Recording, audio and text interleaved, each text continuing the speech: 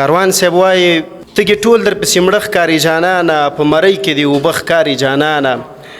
په ټول ښار کې ایله ستا په سترګو پایو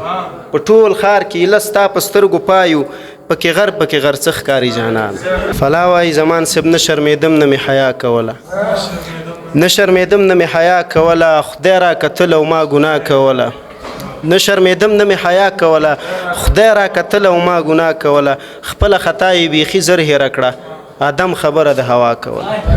ته دې د خپل سقوط له حاله راته وغږېږه زمان صاحب ته دې د خپل سقوط له حاله راته وغږېږه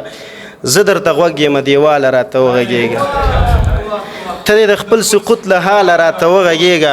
غوږ یم دیواله راته وغږېږه په تا یې ولې د دوه زړونو نقاشي کړې ده په تا یې ولې د دوه زړونو نقاشي کړې ده و په خامک جوړه دسماله راته وغږېږه وایي څنګه یې زه درنه واده کړم څنګه یې زه درنه واده کړم مور ته دې وایه چې بنګړي در واچوینه او مقبل صاحب وایي د کبرجنو خلکو زور دی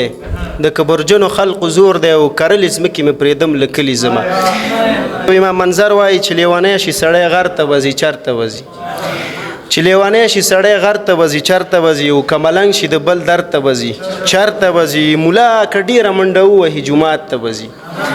مولا که ډېره منډه ووهي جومات ته وځي پښتون که برید تاو کي سنګر ته وځي چرته وځي